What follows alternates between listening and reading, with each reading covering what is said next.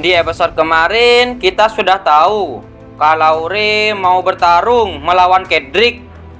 Kalian penasaran dengan kelanjutan ceritanya? Jadi, tanpa berlama-lama, kita langsung saja ke ceritanya. Kita dilihatkan dengan seorang anak yang berkata pada Ray, "Kamu adalah hunter kan?" Ray bergumam, dia lebih kecil daripada yang lainnya, tapi dia jalan sendirian, tidak kelihatan jago juga. Ini aneh. Ray berkata, "Lepaskan kacamatamu." "Tunggu, aku tidak mau bertarung." "Tenanglah, aku bukan petarung. Mana mungkin aku yang kurus bisa bertarung. Lalu apa urusanmu denganku? Namaku Philip. Aku punya tawaran untukmu. Lewat sini. Aku bekerja di pembangunan sampah daerah timur. Hunter, aku dengar banyak soal dirimu. Kamu menjadi topik di mana-mana." Ray bergumam, "Hunter, sepertinya itu adalah namaku setelah menghabisi orang-orang itu di tempat asing ini." Philip berkata, "Kita sudah sampai. Selamat datang di Hotel Philip. Kayaknya ada 100 orang di sini. Totalnya ada 186 orang termasuk yang masih kerja. Semuanya punya kesamaan. Kamu tahu itu. Sepertinya agak sulit untuk mereka bergabung dengan grup ini." "Kamu benar. Kami punya banyak tambang di sektor 49. Berarti banyak orang dewasa yang tewas. Ternyata kamu tidak hanya pintar bertarung. Dan kamu benar, karena itu juga ada banyak pekerjaan yang terburuk. Bahkan toko memperbolehkan anak kecil untuk bekerja. Terlalu banyak. Bahkan banyak pengelola jalan pun tidak mengatasinya. Jadi sebagai imbalan untuk memegang monopoli pekerjaan di beberapa grup, aku setuju untuk beri mereka sedikit uang dan mengirimkan pekerja jika dibutuhkan. Bisa dibilang, aku ini broker. Aku bahkan memberi mereka tempat. Kamu yang membangun ini semua. Tentu saja, aku membangun infrastruktur ini dengan keringatku sendiri." Dengan tiba-tiba ada seseorang yang mendekati Ray. Philip berkata, "Jonathan, bagaimana pekerjaanmu di restoran?" "Lancar, tidak ada yang bully aku di tempat kerja. Ini uang buat bulan ini." "Baik, aku terima." "Terima kasih." Di saat Philip lagi menulis, dengan tiba-tiba Ray mendekati Philip. Philip berkata, "Maaf, aku harus langsung mencatat ini. Ini adalah buku soal manajemen hotel. Kamu sepertinya penasaran dengan isinya. Kamu mau lihat?" Ray pun melihat-lihat buku tersebut. Ray berkata, "Kamu sering mengobservasi aku." "Maaf, ini bukan alasan. Tapi aku memang suka mengobservasi orang. Kamu kebalikan dari aku. Aku tidak paham walaupun mencobanya. Jadi tolong maafkan aku." "Kamu tidak perlu minta maaf.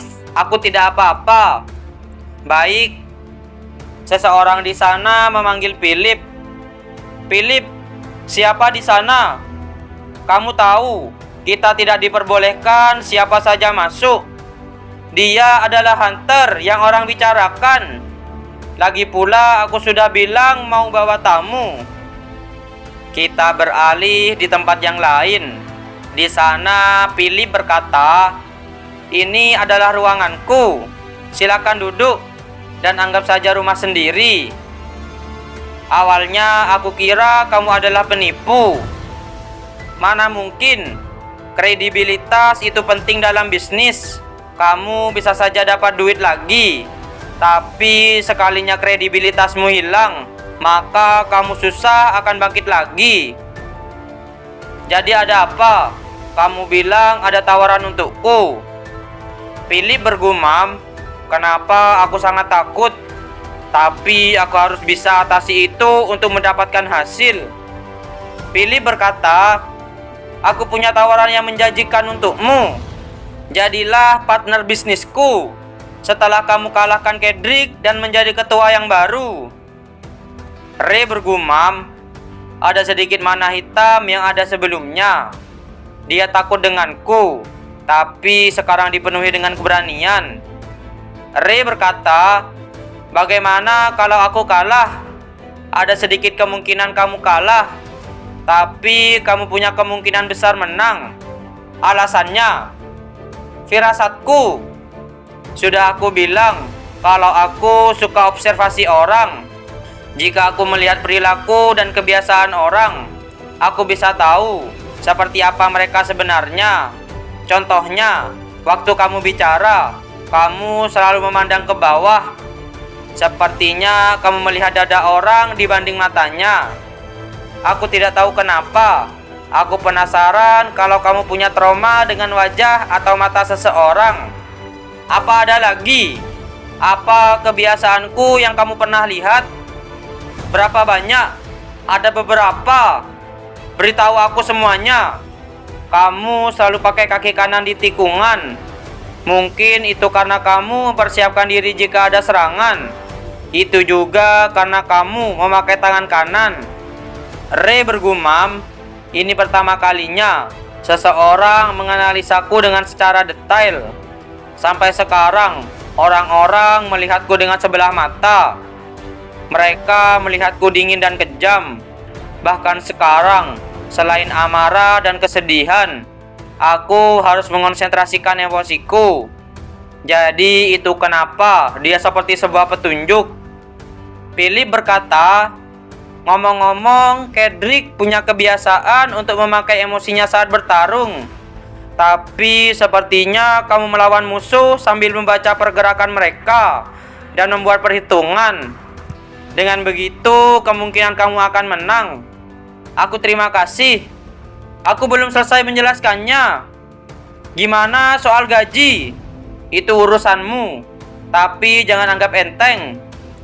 Oke, kalau begitu kita sudah sepakat. Tapi aku punya satu syarat.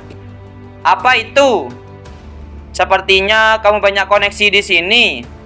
Aku mau kamu mencari seseorang untukku. 2 hari telah berlalu. Di sana ada seseorang yang lagi benerin mobil Ray. Dan dia berkata, benarkah kamu dari sektor 50? Melihat kondisi mobilmu, aku akan percaya jika kamu bilang sudah menyeberangi gurun. Ngomong-ngomong, sepertinya Philip sangat menyukaimu. Dia jarang mengirim seseorang yang seahli aku. Ambilkan aku mur di sana. Ray pun mengambil mur itu dengan sihirnya. Anak di sana berkata, apa itu tadi ada di sebelahku? Apa kamu yang membawanya ke sini? Setelah itu, mobil Ray pun selesai diperbaiki. Anak di sana berkata, selain mesin yang kepanasan, tidak banyak yang perlu diperbaiki. Aku mengerti cairan pendingin dengan yang jauh lebih baik. Jadi harusnya sekarang sudah aman. Aku diam-diam membawanya dari bengkel tempatku bekerja. Ini yang paling mahal. Kerja bagus. Ini memang permintaan dari Philip. Philip adalah penyelamat kami. Kalau bukan karena dia, kami tidak akan bisa mendapatkan pekerjaan sejak awal. Itu sebabnya kami tidak keberatan membayar sebagian dari pendapatan kami untuknya. Ray bergumam, dia ternyata cukup populer. Anak di sana berkata, oh iya, Philip memintaku untuk memberimu ini. Dia bilang akan sulit menghafal seluruh pesan. Itulah sebabnya dia memberiku kertas itu. Sampai jumpa lagi. Setelah itu, Ray pun mengingat saat dirinya memberi syarat kepada Philip soal dia mau bekerja sama dengan Philip. Di sana Ray berkata, aku butuh informasi tentang para penyihir. Penyihir? Aku pernah mendengar tentang mereka sebelumnya. Aku akan mengumpulkan informasi tentang siapa saja yang sedikit mencurigakan. Harusnya tidak butuh waktu lama. Kita beralih di situasi yang sekarang. Di sana Ray bergumam, aku tidak menyangka dia bisa mendapatkan begitu banyak informasi hanya dalam 2 hari. Jalan ke depan, Andrew dari toko Kenny, usia 23, pegawai toko laki-laki. Yang satu ini patut untuk diselidiki lebih lanjut. Kita beralih di tempat yang lain. Di sana ada Ray yang sedang mengawasi seseorang. Ray bergumam, Lennon tidak masuk dalam daftar. Dia tidak memiliki cincin di dadanya. Itu berarti hanya tersisa 1 orang. Ketika sebuah pipa jatuh dari atas akibat kecelakaan pekerja konstruksi distrik pembelanjaan kosong, nama tidak diketahui, laki-laki, usia antara 30 hingga 40 tahun, sering terlihat berpindah antara permukaan dan bawah tanah. Kemungkinan besar dia adalah seorang penyihir. Di sana ada seorang anak yang berkata, "Bagus, mereka juga tutup hari ini. Mereka tidak akan bisa buka dengan kondisi seperti ini.